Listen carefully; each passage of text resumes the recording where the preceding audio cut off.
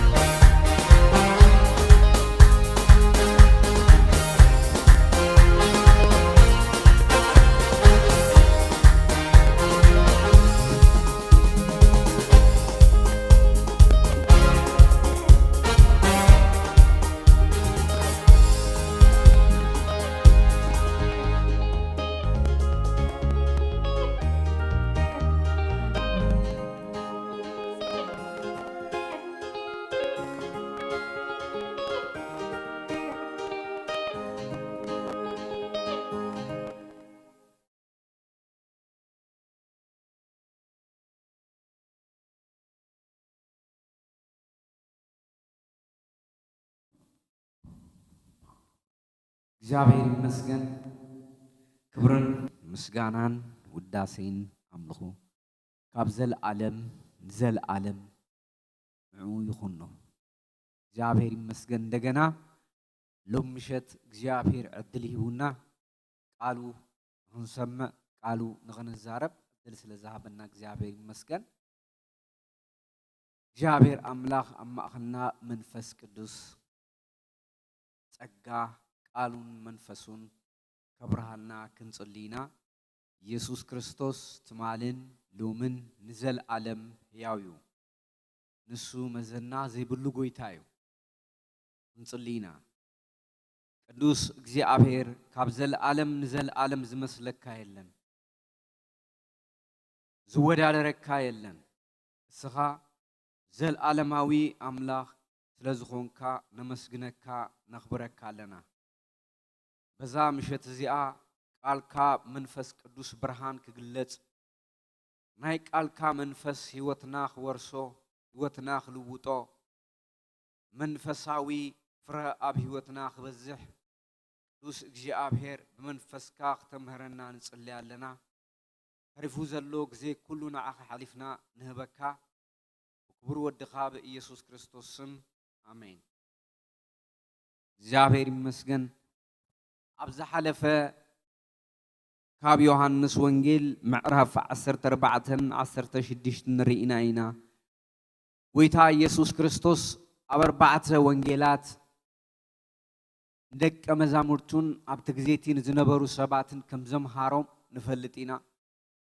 ግን ኣብ መወዳእታ መእሰሪ ዝገበሮ ብዛዕባ መንፈስ ቅዱስ እዩ። ብፍላይ ንደቀ መዛሙርት ዝነገሮም ካብኡ ሓደ ቃላት ተዘራሪብና ኢና። ሕጂ እውን ካብኡ ዝቕጽል ክፍሊ ክርኢ ኢና። ኢየሱስ ክርስቶስ ትማልን ሎመን ንዘለዓለም ሕያው እዩ። እቲ ቃል ከምዚ ይብል መንፈስ ቅዱስ ክሰደሎም ከም ዘተስፎም ዮሐንስ ወንጌል ምዕራፍ 14-15 እተፍቅሩኒ እንተኮይንኩምሲ ትእዛዛተይ ክትሕልው ኢኹም ኣነ ኸዓ ንቦ ክልምኖ እየ ንሱ ድማ ንዘለዓለም ምሳኻትኩም ዝነብር ካልእ መጽናንዒ ክህበኩም እዩ። ንሱ ኸዓ ዓለም ዘይትሪኦ ዘይትፈልጦን ብምዃና ክትቅበሎ ዘይትኽእል መንፈስ ሓቂ እዩ። ንስኻትኩም ግና ምሳኻትኩም ዝሓድር ኣባኻትኩም እውን ዝነብር ስለ ዝኾነ ትፈልጥዎ ኢኹም። ኣብ ቁጽሪ 25 ገና ምሳኻትኩም ከለኹ እዚ ነገራት እዚ ነገርኩኹም እቲ ኣቦይ ብስመይ ዝሰዶ መጽናንዒ መንፈስ ቅዱስ ንሱ ኩሉ ከምህረኩም ነቲ ኣነ ዝነገርኩኹም ዘበለ እውን ከዘክረኩም እዩ። ሰላመይ ኣሓድገልኩም ኣለኹ ሰላመይ እውን እህበኩም ኣለኹ። እቲ ኣነ ዝህበኩም ዘለኹ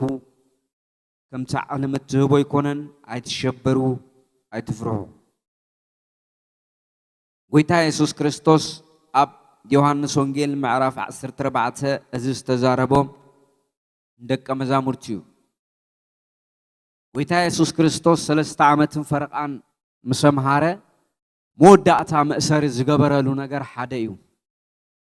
ናይ መንፈስ ቅዱስ ምውራድ ኣቦ ዘተስፎ ተስፋ ንሱ ከም ዝልእ ከሎም ኢየሱስ ክርስቶስ ንደቀ መዛሙርት ደጋጊሙ ነጊርዎም። ጎይታ ኢየሱስ ክርስቶስ ብዛዕባ መንፈስ ቅዱስ ንደቀ መዛሙርት ኣብዚ ክፍሊ እዚ ክነግሮም ከሎ ሓደ መሰረታዊ ነገር ኣሎ።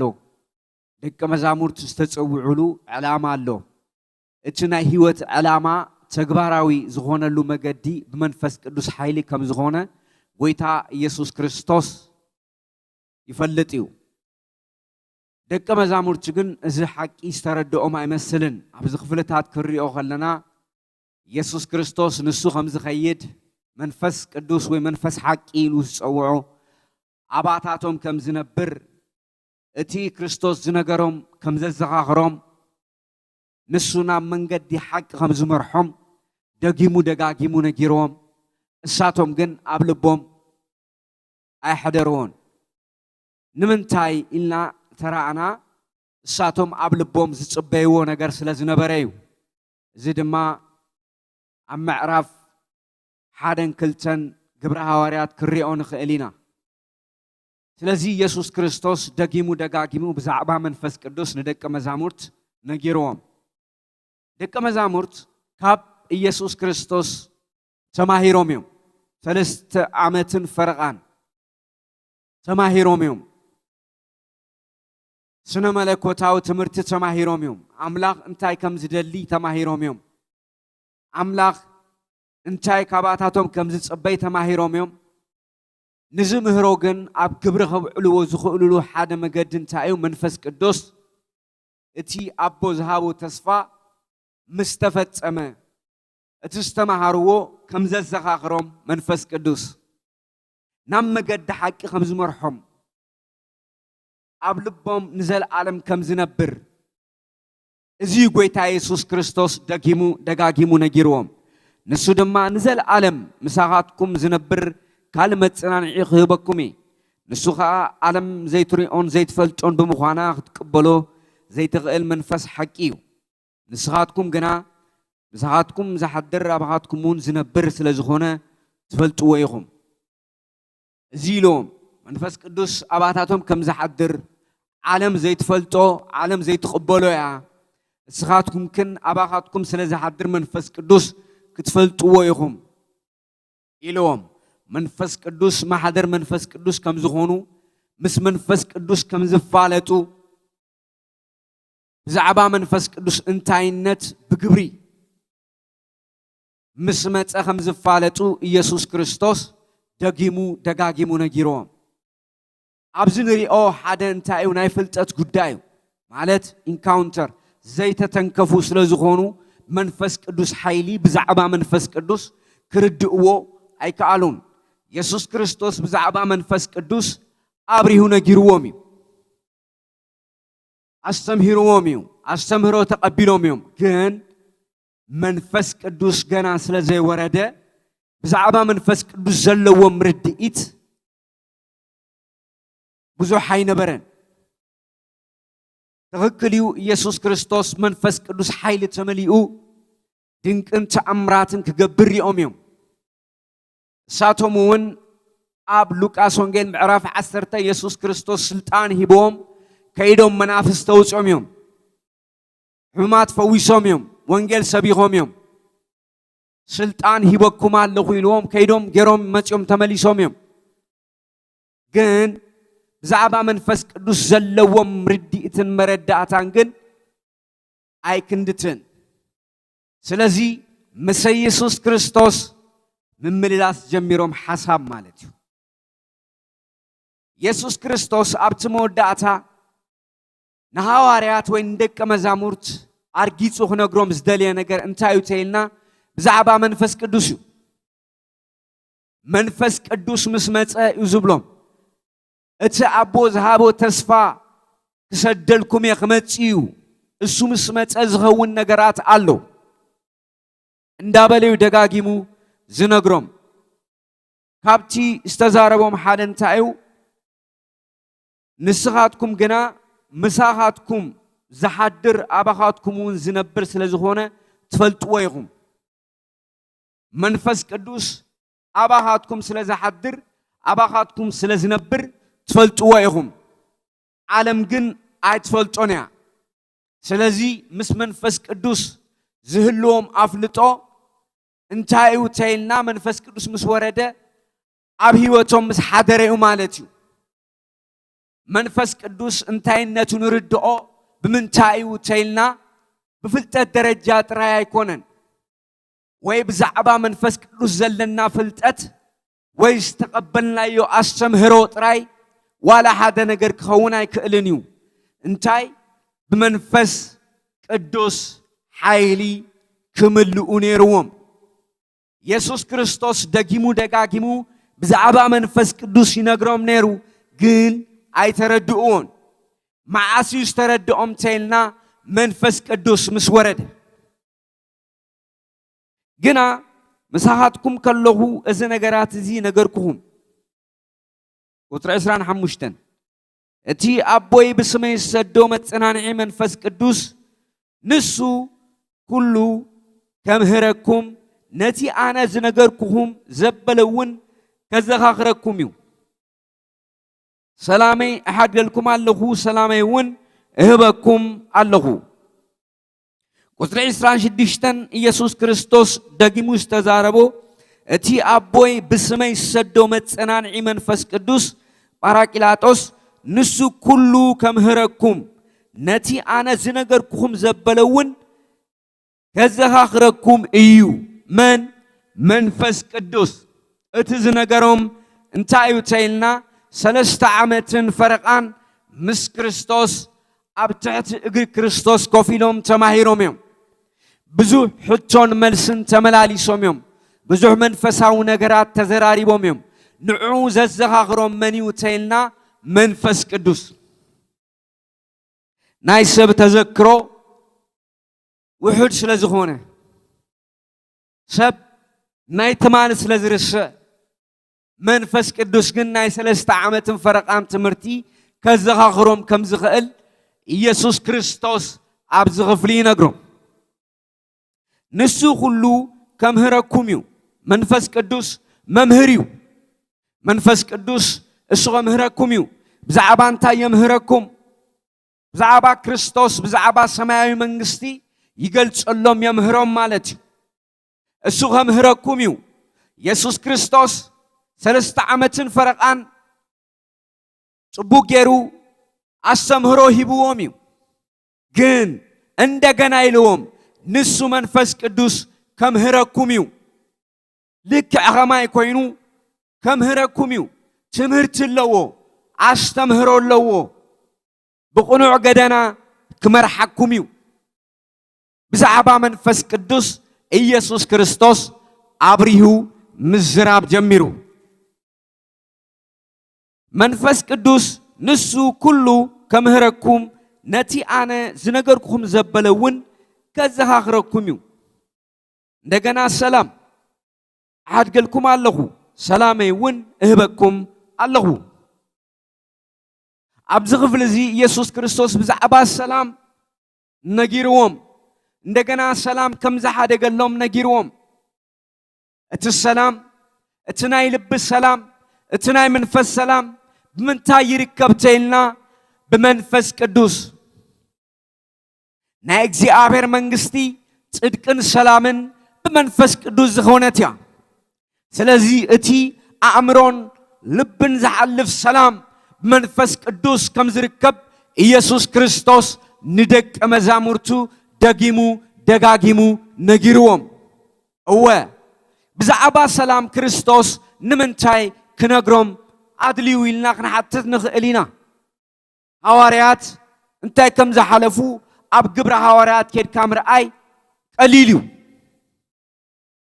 أبزو خلو چنكن أبزو خلو مكرانكن زي حلف سلامن زي حلف عرفتن حيزوم تقوعيزوم انتي وتمشترتيلنا نايكزي عبر منغستي صدقن سلامن بمنفس قدوسن تغونيا بزي منفس قدوس سلام ناي منفس قدوس سلام أمرون لبين زحلفيو سلامنا إجزي آبهر منفس قدوس يفسس سلامنا إجزي آبهر منفس قدوس أبستقبلوا وخلو يفسس سلازي منفس قدوس ناي سلام أملاخيو سلازي قويتا يسوع كريستوس بزعبا سلام كنغروم كله أبهيوتهم زحلف السلام زهبهم نسو كم زغونا إيو نجيرو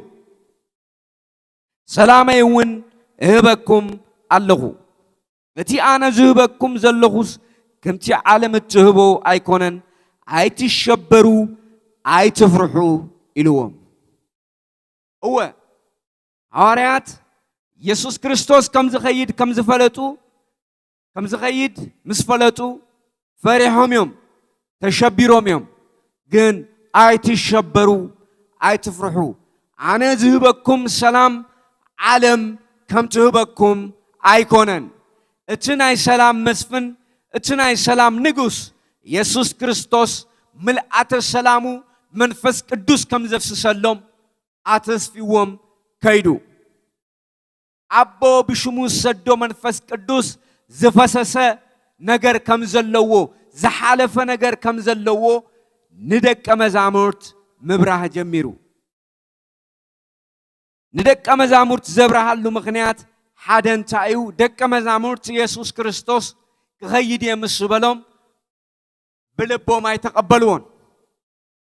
እሳቶም ካልእ ነገር ኣብ ልቦም ስለ ዝነበረ ቀፂሉ እዚ ስለ ዝነገርኩኹም ግና ልብኹም ሓዘን መለአ ይብል እዚ እቲ ክፍሊ ኢየሱስ ክርስቶስ ናብ ኣቡኡ ከም ዝኸይድ ምስ ነገሮም እሳቶም ግን ልቦም ብሓዘን መለአ ብሓዘን ዝመለአሉ ምኽንያት ንምንታይ እዩ ተይልና ኢየሱስ ክርስቶስ ክኸይድ ስለ ዝበሎም ኢየሱስ ክርስቶስ ክኸይድ ስለ ዝበሎም ልቦም ኩሉ ምስኡ ተታሒዙ እዩ ምስ ክርስቶስ ተታሒዙ እዩ ብዛዕባ መንፈስ ቅዱስ ዝፈልጥዎ ነገር የለን ብዛዕባ መንፈስ ቅዱስ ዘስተማቐርዎ ነገር የለን መንፈስ ቅዱስ ክወርድ ድማ ኢየሱስ ክርስቶስ ናብ ኣቡኡ ክኸይድ ኣለዎ እሱ ተዘይከይዱ መንፈስ ቅዱስ ከም ዘይወርድ ነጊርዎም እዩ ስለዚ ኣብ ማእኸል ከም ዝተረፉ ዓይነት እዮም ውሽጦም ሓዘን ተሰሚዕዎ ግን ኢየሱስ ክርስቶስ ዝተዛረቦ ዝገብር ኣምላኽ እዩ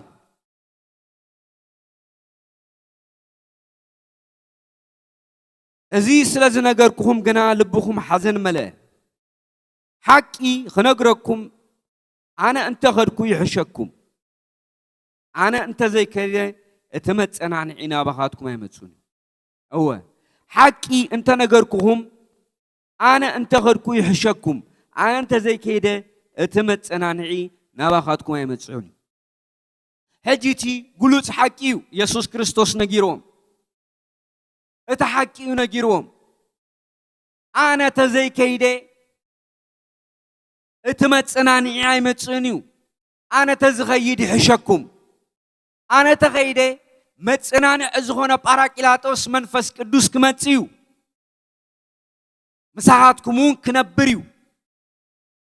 ኣባኻትኩም እውን ክሓድር እዩ ኢሉ ኢየሱስ ክርስቶስ ዝነግሮም እሳቶም ግን ልቦም ሓዚኑ ነይሩ ንምንታይ ተይልና ብዛዕባ መንፈስ ቅዱስ ዘለዎም ኣረዳድኣን ኣረኣያን ኣእምሮዊ ስለ ዝነበረ እዩ መንፈስ ቅዱስ ዝጠዓሙ ሰባት መንፈስ ቅዱስ ዝተመልኡ ሰባት ግን ነቲ መንፈስ ይፈልጥዎ እዮም ነቲ መፀናንዒ ነቲ ጳራቅላጦስ ዝኾነ መንፈስ ቅዱስ እቲ ናብ ሓቂ ዝወስድ መንፈስ ቅዱስ ዝመርሕ እቲ መፀናንዒ ዝኾነ መንፈስ ቅዱስ ይፈልጥዎ እዮም ሓቂ ክነግረኩም እንተደኣ ኣነ እንተኸድኩ ይሕሸኩም ኣነ እንተዘይኸይደ እቲ መፀናንዒ ናባኻትኩም ኣይመፅን እዩ ኣነ እንተኸይደ ግና ንዕኡ ክሰደልኩም እየ ንሱ ምስ መፀ ኸዓ ንዓለም ብዛዕባ ሓጢኣትን ብዛዕባ ጽድቅን ብዛዕባ ፍርድን ክረትዕ እዩ እሱ ምስ መፀ ብዙሕ ስራሕ ኣለዉ ኣባኻትኩም ክሓድር እዩ ናብ ሓቂ ክመርሓኩም እዩ ከፀናንዓኩም እዩ ኣነ ዝነገርኩኹም ከዘኻኽረኩም እዩ እንደገና ከምህረኩም እዩ ንዓለም ድማ ብዛዕባ ጽድቂ ብዛዕባ ሓጢኣት ፍርድን ክረትዕ እዩ መን መንፈስ ቅዱስ ስለዚ ንሃዋርያት ወይ ደቀ መዛሙርት ኢየሱስ ክርስቶስ ብዛዕባ ናይ መንፈስ ቅዱስ ስራሕ ኣብርሃ ኣቢሉ ክነግሮም እዩ ፈቲኑ ብዛዕባ ጽድቂ ብዛዕባ ፍርድን ክረትዕ እዩ ብዛዕባ ሓጢኣት ብኣይ ስለ ዘይኣመኑ ብዛዕባ ጽድቂ ናብ ኣቦ ኸይድ ኣለኹሞ ደጊም ኣይክትርእዩን ኢኹም ብዛዕባ ፍርዲ ከዓ ገዛኢ እዚኣ ዓለም እዚኣ ስለ ዝተፈረዶ እዩ ገና ብዙሕ ነገር ዝነግረኩም ኣሎኒ እንተኾነ ሕጂ ክትፀርዎ ኣይትኽእሉን ኢኹም እቲ መንፈስ ሓቂ ምስ መፀ ግና ናብ ኩሉ ሓቂ ዘበለ ክመርሓኩም እዩ ንሱ ነቲ سمعو زبل يزارب امبر ካብ ርእሱ ኣይዛረብን ነቲ ክመጽእ ዘሎ ነገራት እውን ክፍልጠኩም እዩ ኢየሱስ ክርስቶስ ብዙሕ መተዛረብኩ ኢሉ ግን ሕጂ ክጾርዎ ኣይትኽእሉን እቲ መንፈስ ሓቂ ምስ መጸ ግን ንሱ ኩሉ ክነግረኩም እዩ ናብ መገዲ ሓቂ እውን ክመርሓኩም እዩ ኢልዎም ኢየሱስ ክርስቶስ ብዛዕባ መንፈስ ቅዱስ ኣብርህ ኣቢሉ ክዛረብ ከሎ እንተኾነ ሕጂ ክጾርዎ ኣይትኽእሉን ኢኹም እቲ መንፈስ ሓቂ ምስ መጸ ግና ናብ ኩሉ ሓቂ ዘበለ ክመርሓኩም እዩ ንሱ ነቲ ዝሰምዖ ዘበለ እዩ ዝዛረብ እምበር ካብ ርእሱ ይዛረብን እዩ ነቲ ክመጽእ ዘሎ ነገራት እውን ከፍልጠኩም እዩ ንሱ ካባይ ወሲዱ ስለዝነገረኩም ንዓይ ከኽብረኒ እዩ እቲ ናይ ኣቦይ ዘበለ ኩሉ ናተ እዩ ስለዚ እዩ ካባይ ወሲዱ ክነግረኩም እዩ ዝብለኩም ኢየሱስ ክርስቶስ ብዛዕባ መንፈስ ቅዱስ ንደቀ መዛሙርት ኣብርሃ ኣቢሉ ነጊርዎም እዚ ማለት እንታይ ማለት እዩ ኢየሱስ ክርስቶስ ሕጂ እውን ደጊሙ ነቲ ሓቂ ኣርጊጹሎም መጀመርያ ኣፍኩስ ኣቢሉ ተዛሪቦም ኣነ ኸይዴ ኣቦይ ዝለኣኾ መንፈስ ክመጽእ እዩ መንፈስ ቅዱስ ክወርድ እዩ ኢልዎም ግን ኣይተረድእዎን ኣብ መወዳእታ ግን ሓደ ነገር ኢልዎም ገሊጹ ተዛሪብዎም ከምዚ ኢልዎም ገና ብዙሕ ነገር ዝነገረኩም ኣለኒ እንተኾነ ሕጂ ክትጾርዎ ኣይትኽእሉን ኢኹም እቲ መንፈስ ሓቂ ምስ መጸ ገና ናብ ኩሉ ሓቂ ዘበለ ክመርሓኩም እዩ ንሱ ነቲ ዝሰምዖ ዘበለ እዩ ዝዛረብ እምበር ካብ ርእሱ ኣይዛረብን እዩ ነቲ ክመጽእ ዘለዎ ነገራት እውን ከፍልጠኩም እዩ ንሱ ካባይ ወሲዱ ስለ ዝነግረኩም ንዓይ ከኽብረኒ እዩ እቲ ናይ ኣቦይ ዘበለ ኩሉ ናተይ እዩ ስለዚ እዩ ካባይ ወሲዱ ክነግረኩም እዩ ዝብለኩም እንዳበለ ኢየሱስ ክርስቶስ ይዛረቦም መንፈስ ቅዱስ ካብ ዝወርድ 2000 ዓመት ሓሊፍዎ እዩ ኣብ ሰብ ህይወት ክርስቶስ ኢየሱስ ዝኣመኑ ኣብ ህይወቶም መንፈስ ቅዱስ ኣብ ኣመንቲ መንፈስ ቅዱስ ዓብይ ትርጉምን ላዛን ኣለዎ ደጋጊሙ ኢየሱስ ክርስቶስ ብዛዕባ መንፈስ ቅዱስ ከምህረኩም እዩ እንዳበለ ክዛረብ ንርኢ ሕጂ ቀፂልና ናብ ቀዳማይ ቆሮንቶስ ምዕራፍ 2 ክንከይድ ኢና ካብ ቁጽሪ 6 ሐዋርያው ጳውሎስ ብዛዕባ መንፈስ ቅዱስስ እንታይ ኢሉ ኣብ ማእኸል እቶም ብመንፈስ ብሱላት ዝኾኑ ግና ጥበብ ንዛረብ ኢና እቲ ንዛረቦ ግና ጥበብ እዛ ዓለም እዚኣ ወይ ናይቶም በረስቲ ዝኾኑ ጥበብ ገዛእቲ እዛ ዓለም እዚኣ ኣይኮነን ንሕናስ እቲ ኣምላኽ ቅድሚ ዘመናት ንኽብረና ዘዳለዎ ሕቡእ ምስጢር ዝኾነ ጥበብ ኣምላኽ እዩ ንዛረብ ካብ ገዛእቲ እዛ ዓለም እዚኣ ሓደ እኳ ነዚ ጥበብ ዝፈልጦ የልቦን እንተዝፈልጥዎስ ነቲ ጎይታ ኽብሪ ኣይምሰቐልዎን ነይሮም ግናኸ ከምቲ ጽሑፍ ዝብል ዓይኒ ዘይረኣየቶ እዝኒ ዘይሰማዓቶ ልቢ ሰብ ዘይሓለኖ ኣምላኽ ነቶም ዘፍቅርዎ ኣዳልየሎም ኣሎ ንዓና ግና ኣምላኽ ብመንፈሱ ገይሩ ገለጸልና ከመይ እቲ መንፈስ ንኹሉ መዓሙቕ ኣምላኽ እውን ከይተረፈ ዝምርምር እዩ ኢየሱስ ክርስቶስ እዚ ኢሎም ኣብ ዮሐንስ ወንጌል 16 መንፈስ ቅዱስ ካባይ ወሲዱ ክነግረኩም እዩ ካብ ርእሱ ሓደ ነገር ኣይነግረኩምን ብዛዕባ ይዛረብ እዩ ኢሉ ኢየሱስ ክርስቶስ ንደቀ መዛሙርት ዝተዛረቦ ሓቂ ኣብዚ ክፍሊ ዝንረኽቦ ንዓና ግና ኣምላኽ መንፈሱ ገይሩ ገለጸልና ከመይ እቲ መንፈስ ንኹሉ መዓሙቕ ኣምላኽ እውን ከይተረፈ ዝምርምር እዩ እቲ ኣብ ሰብ ዘሎ መንፈስ እንተዘይኮይኑ ነቲ ኣብ ሰብ ዘሎ ዝፈልጥ የልቦን ከምኡ እውን መንፈስ ኣምላኽ እንተዘይኮይኑስ ነቲ ኣብ ኣምላኽ ዘሎ ሓደ እኳ ዝፈልጦ የልቦን ንሕና ግና نتي أملاخ بخم وزهابنا تقام انت خنفلتسي نتي كاب أملاخ زخونه منفس مبر منفس عالم أي تقبلنا نحنا خا منفساو نجر من منفساويان سبات الناس سما معنا باب السب بزمهرلو قال زي كونس منفس قدوس بزمهرلو قال نزاربالنا منفس እግዚአብሔር ዘይብሉ ሰብ ነቲ ካብ መንፈስ አምላኽ ዝመጽ አይቅበሉን ከመይ ንዑ ዕሽነቱ መንፈስ ዝምርመር ስለዝኾነ ከአ ክፈልጦ አይክእልን እዩ መንፈሳዊ ሰብ ግን ንኹሉ ይምርምር እንተኾነ ንሱ በሓደ እኳ አይምርመርን እዩ ምእንቲ كمخرخاس نحساب እግዚአብሔር زفلت منالو نحنا جنا حساب كريستوس علنا እንዳበለ ይዛረብ ሐዋርያው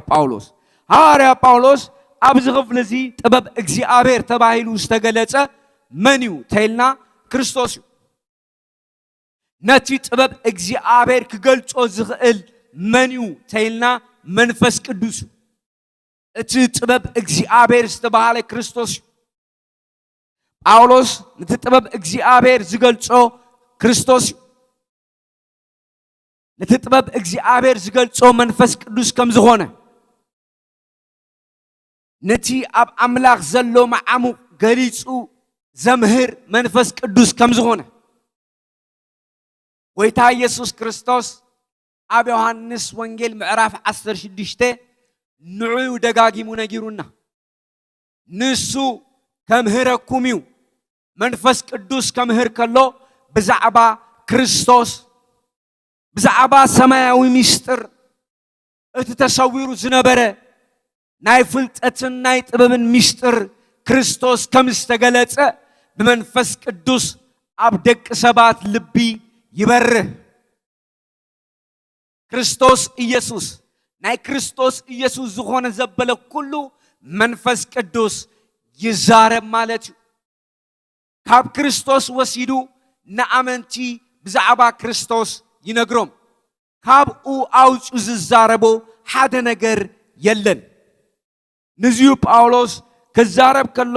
ከምዚ ዝበለ ንሕና ኸኣ መንፈሳዊ ነገር ምስ መንፈሳውያን ሰባት እናሰማማዕና ጥበብ ሰብ ብዘምህረሉ ቃል ዘይኮነስ መንፈስ ቅዱስ ብዘምህረሉ ቃል ንዛረብ ኣሎና መንፈስ እግዚአብሔር ዘይብሉስ ሰብ ነቲ ካብ መንፈስ አምላኽ ዝመጽእ አይቅበሎን እዩ ከመይ ንዑ ዕሽነቱ ብመንፈስ ዝምርመር ስለዝኾነ ኸኣ ክፈልጦ አይክእልን እዩ መንፈሳዊ ሰብ ግና ንኹሉ ይምርምር እንተኾነ ንሱ በሓደ እኳ አይምርመርን እዩ ይብል ስለዚ ናይ መንፈስ ቅዱስ ስራሕ ኣብ አካል ክርስቶስ መሰረታዊ ነገር እዩ ማለት እዩ ናይ መንፈስ ቅዱስ ስራሕ ኣብ ኣማኒ ህይወት መሰረታዊ ነገር እዩ ብዛዕባ ክርስቶስ ዝገልጽ መንፈስ ቅዱስ እዩ ኣብ ደቂ ሰባት ልቢ እቲ ጥበብ እግዚአብሔር ክርስቶስ እቲ ጥበብ እግዚአብሔር ክርስቶስ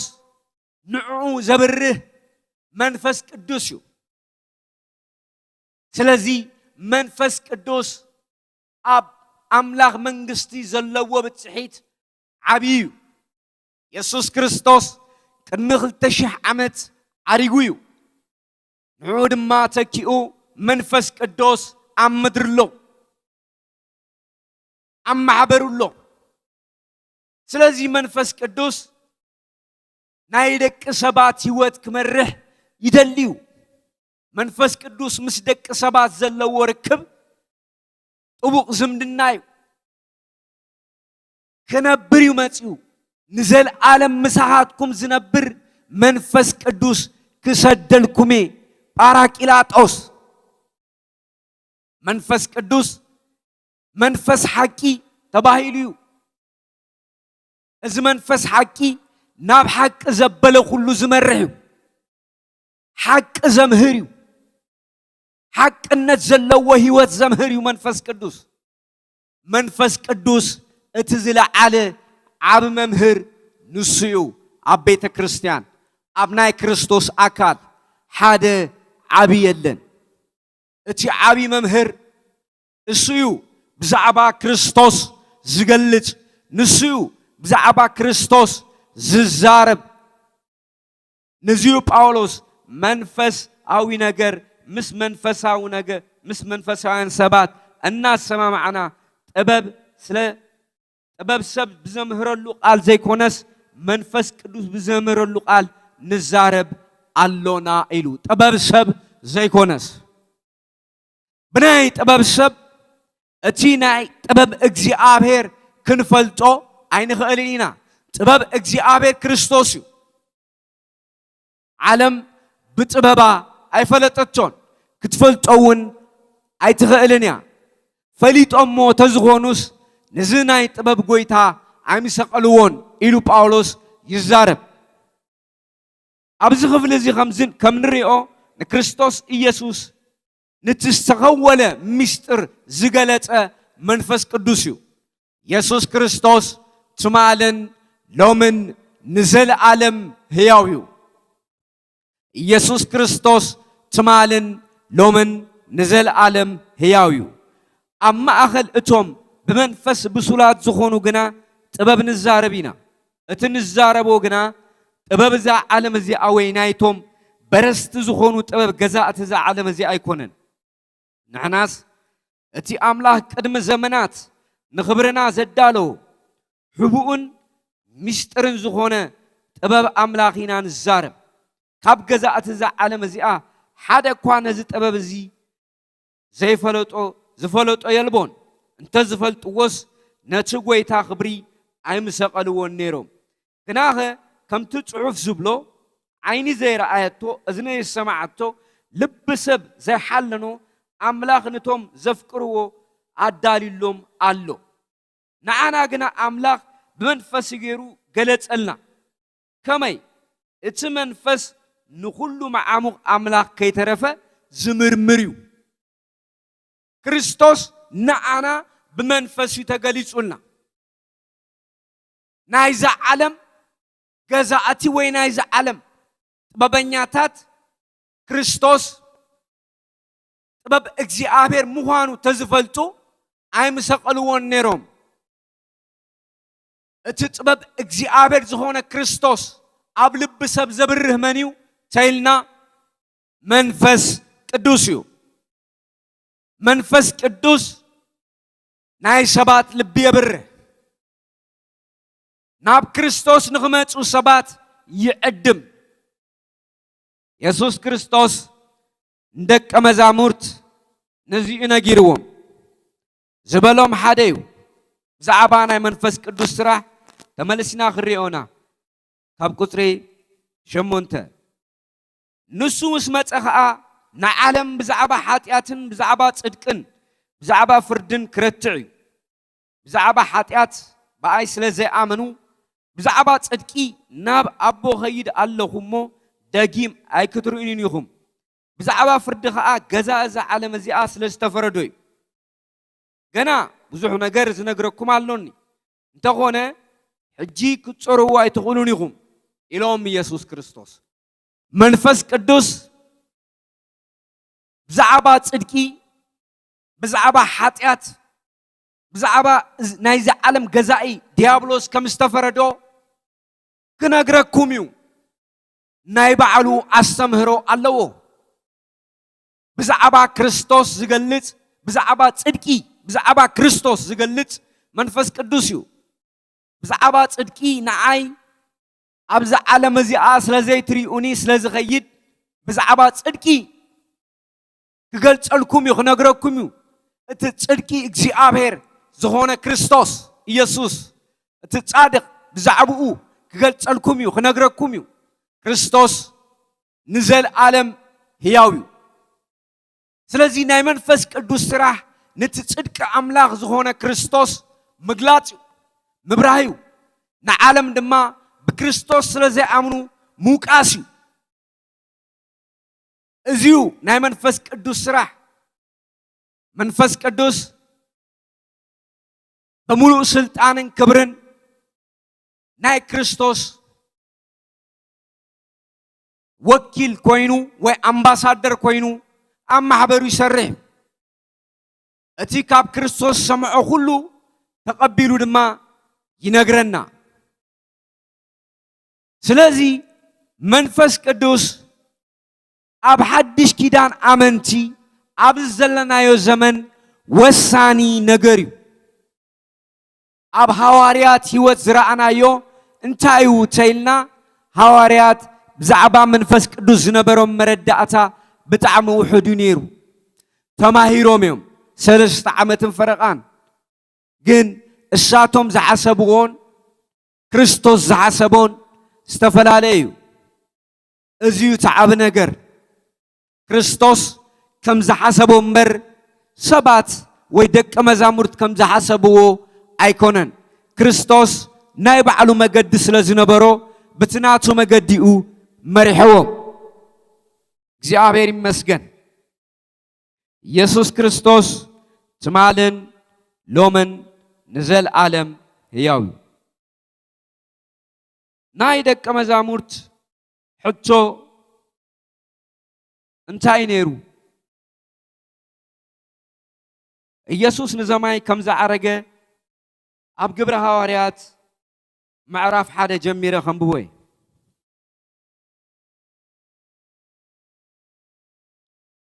ቴዎፍሎስ ኣብቲ ቀዳማይ ጽሑፈይ ብዛዕባ ኢየሱስ ካብ መጀመርታ ሒዙ ክሳብ እታ ንሰማይ ዝዓረገላ መዓልቲ ዝገበሮን ዘምሃሮን ኣዜንተልካ ነይረ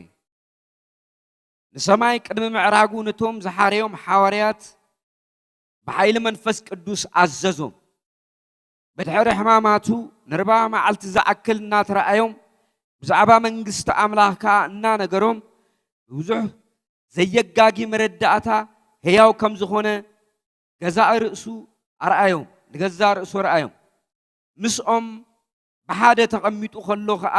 ከም ዝስዕብ እናበላ ኣዘዞም ነቲ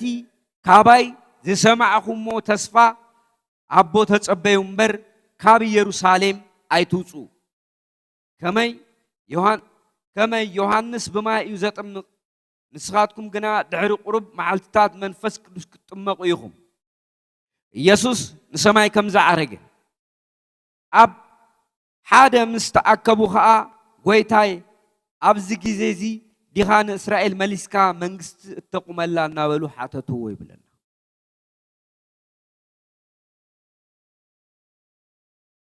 ፖይንት እዚያ ሐዋርያት ብዛዕባ መንፈስ ቅዱስ ከይቅበሉ ዝተቃለሶም ኣብ ውሽጦም ዝኸምስዕዎ ዝነበሩ ሓሳብ እዚዩ ንምንታይ ተይልና ጎይታ ኢየሱስ ክርስቶስ ቅድምና መስቀል መኻዱ ሐዋርያት ኣብ ልቦም ብዛዕባ ናይ እስራኤል መንግስቲ ሓስቡ ከም ዝነበሩ በዓል ዮሐንስ እንታይ ዓይነት ሹመት ደልዮም ነዲኦም ከም ሰደዱ ንርኢና ፖለቲካዊ ሹመት ናይ እስራኤል መንግስቲ ክትቀውም ሽዑ ኣብ ትሕቲ ሮማውያን ይግዝኡ ስለ ዝነበሩ ሃረርታ ናይ ናጽነት ነይሩዎም ካብ ሮማውያን ኢድ ወፂኦም ናይ ባዕሎም መንግስቲ ክተኽሉ ዋላ ተጋደልቲ እውን ዝነበሩ ለውኡ ዘላቴዎስ ዝበሃሉ ንእስራኤል ዝቐንዑ ቀናዕተኛታት ዝኾኑ ልቦም ብዝተታሒዙ ነይሩ ኣብ መወዳእታ ንክርስቶስ ኢየሱስ ሓቲቶሙ እንታይ ምስ በሎም ካብ ኢየሩሳሌም ከይወፁ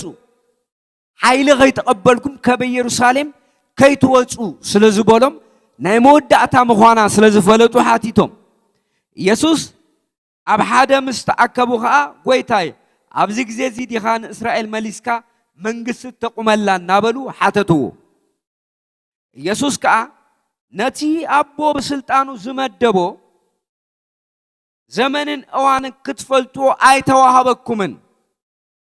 መንፈስ ቅዱስ ናባሃትኩም ምስ ዝወርድ ግና ሓይሊ ክትቀበሉ ኢኹም ኣብ ኢየሩሳሌምን ኣብ ኩሉ ይሁዳን ኣብ ሰማርያን ክሳብ ወሰን ምድሪ ከዓ መሰኻኽረይ ክትኮኑ ኢኹም በሎም እዚ ምስ በለ ድማ እናራእይዎ ንሰማይ ዓረገ ካብ ዓይንቶም ከዓ ደመና ሰወረቶ ንሱ ክዓርግ ከሎ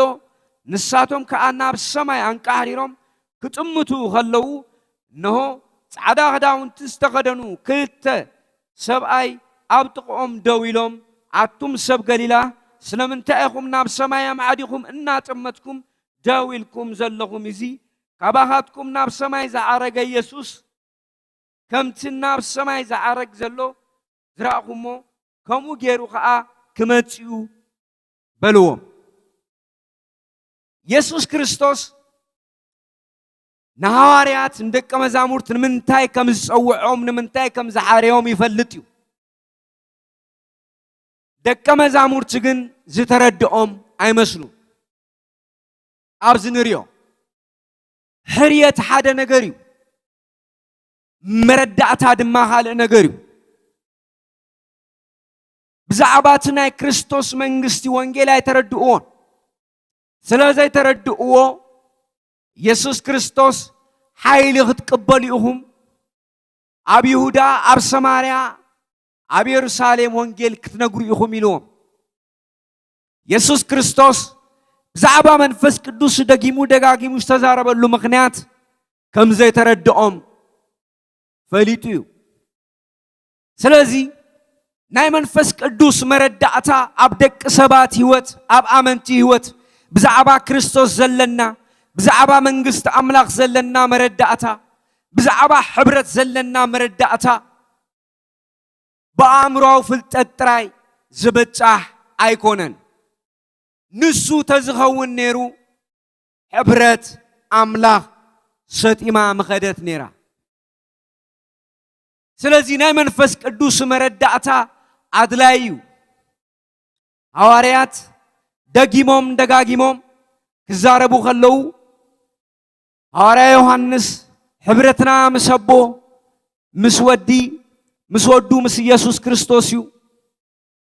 ምሳና ድማ ሕብረት ክህልወኩም እንዳበለ ይዛረብ እዚ ማለት እንታይ ማለት እዩ እቲ ናይ ሕብረት ምስጢር መንፈስ ቅዱስ ተኣሳሰረ እዩ እቲ ሓድነት መንፈስ ቅዱስ ተኣሳሰረ እዩ እሱ እዩ ካብ ሓደ መንፈስ ዝሰተዩ ካብ ሓደ መንፈስ ዝተመገቡ መንፈስ ቅዱስ እዩ ዘተኣሳስር መንፈስ ቅዱስ እዩ ዘተሓዝ ብዘይ መንፈስ ቅዱስ ማለት ስሚንቶ ዘይብሉ ቅጥራን ማለት እዩ ዳሴ እምን ክድርድሮ ትኽእል ኢኻ ተዘይተተሓሒዙ ግን ወይ ውሕጅ ከውድቆ ይኽእል እዩ ወይ ዓቕሚ ዘይብሉ ነገር ዓቕሚ ዘለዎ ነገር ተደፊእዎ ክወድቕ እዩ እቲ ህያው ነዳቃይ እቲ ህያው መምህር መንፈስ ቅዱስ እዩ ኢየሱስ ክርስቶስ ትማልን ሎምን ንዘለዓለም ህያው እዩ ስለዚ መንፈስ ቅዱስ እንደቀ መዛሙርት ኢየሱስ ክርስቶስ ደጊሙ ደጋጊሙ ክሳብ ዕርገቱ ዝተዛረቦም ነገር ብዛዕባ መንፈስ ቅዱስ እዩ ብዛዕባ መንፈስ ቅዱስ ዘለና መረዳእታ ንመንፈሳዊ ህይወትና ዓቢ ግደ ኣለዎ ናይ እግዚአብሔር መንግስቲ ጽድቅን ሰላምን መንፈስ ቅዱስ ትኸውን እምበር ብልዕን ብመስተን ኣይኮነትን ከምዚ ገይሩ ንክርስቶስ ዝግዛእ ንእግዚአብሔርን ንሰብን ይሕጉስ ስለዚ መንፈስ ቅዱስ ኣብ ኣመንቲ ተሓዲሩ ዝግለጸሉ መገድታት ኣሎ እዚ መገድታት ዝተፈላለየ መገዲ እዩ ብሰለስተ ዓይነት መገድታት ይግለጹ እቲ ሓደ ንሕብረት ዘለዎ ኣረኣእያ እቲ ክልተ ብዛዕባ ወንጌል ዘለዎ ኣረኣእያ እቲ ሰለስተ ብዛዕባ ቃል ኣምላኽ ዘለዎ ኣረኣእያ እዩ እዚዩ ዘርኢ መንፈስ ቅዱስ ኣብ ልቡ ዝሓደሮ ሰብ እቲ ሓደ መለለዩ ቅንዕናን ትሕትናን ብቅንዕናን ብትሕትናን እዩ ዝዛረብን ዝምልስን መንፈስ ቅዱስ ኣብ ደቂ ሰባት ህይወት سرحو عم سرح الله بفلاي بورناجين كريستيان استباهلو سبات أبهيوتهم منفس قدوس فري كفري زدلي ناي منفس قدوس فري غلاطيا حموشت عسران كلتن نريين أبقو بتسقى مدحان مالت كم منفس مولاد مالتيو قال ترجم يبلون كم منفس قدوس تولده ناي قدن منفساو فري كفري قديتايو أقل قال تزاي كوينون منفساو فري كفري قديتايو إذ منفساو فري እግዚአብሔር ካባና ይደልዩ ናይደቀ መዛሙርት ተዓብ ሚስጥር ምስ ክርስቶስ ዝቃለ ስሉ ዝነበሩ ኣብ ልቦም ሓደ ነገር ስለስተቀመጠ እሱ አመወዳእታ ንዓኻትኩም ዝምልከት ኣይኮነን እስኻትኩም ጉዕዞሁም ወንጌልዩ ተባሂሎም ነቲ ወንጌል ከም ዝሰብኩ ነቲ ወንጌል ከም ዝዛረቡ ተነጊሮም እግዚአብሔር ይመስገን ኢየሱስ ክርስቶስ ተማልሎምን ንዘለዓለም ሕያው እዩ እወ ሚሽን ኣለዎም ኣብ ይሁዳ ኣብ ኢየሩሳሌም ኣብ ሰማርያ ዝተዋሃቦም ተልእኾ ኣሎ ክልተ ነገር ሒዞም ክኸዱ ይክእሉን ወይ ነቲ ሰማያዊ ነገር ክመርጹ ኣለዎም ወይ ድማ ነቲ ናይ ምድራዊ ነገር ክመርጹ ኣለዎም ካብ ክልቲኡ ሓዲኡ ኣብ ክልተ ሸነኽ ጠጠው ምባል ስለዘይከኣል ማለት እዩ ኢየሱስ ክርስቶስ ትማልን ሎምን ንዘለዓለም ሕያው እዩ ኣብ ሓደ ምስ ተኣከቡ ከዓ ጎይታይ ኣብዚ ግዜ እዚ ዲኻ ንእስራኤል መሊስካ መንግስቲ ተቁመላ እናበሉ ሓተትዎ ኢየሱስ ከዓ ነቲ ኣቦ ብስልጣኑ ዝመደቦ ዘመንን እዋንን ክትፈልጡ ኣይተዋሃበኩምን መንፈስ ቅዱስ ናባኻትኩም ዝወርድ ግና ኃይለ ክትቀበሉ ይኹም ኣብ ኢየሩሳሌምን ኣብ ኩሉ ይሁዳን ኣብ ሰማርያን ክሳብ ወሰን ምድሪ ከዓ መሰኻኽረይ ክትኮኑ ኢኹም በሎም እዚ ምስ በለ ድማ እናረኣይዎ ንሰማይ ዓረገ ካብ ዓይንቶም ከዓ ደመና ሰወረቶ ንሱ ክዓርግ ከሎ ንሳቶም ከዓ ናብ ሰማይ አንቃሪሮም ክጥምቱ ከለው ነሆ ጻዕዳ ክዳውንቲ ዝተኸደኑ ክልተ ሰብኣይ ኣብ ጥቕኦም ደው ኢሎም ኣቱም ሰብ ገሊላ ስለምንታይ ደው ኢልኩም ዘለኹም እዚ ካባኻትኩም ናብ ሰማይ ዝዓረገ ኢየሱስ ከምቲ ናብ ሰማይ ዝዓርግ ከሎ ክዓርግ ከሎ ከም ዝረኣኹሞ ከምኡ ገይሩ ከዓ ክመጽኡ በሎም ኢየሱስ ክርስቶስ መወዳእታ ዝተዛረቦም እዚ እዩ ናይ መንግስቲ ምቋም አቦ በስልጣኑን በኢዱን ዝገበሮ እዩ እስኻትኩም ግን መንፈስ ቅዱስ ምስተቀበልኩም ኃይል መስለበስኩም ስራሕኩም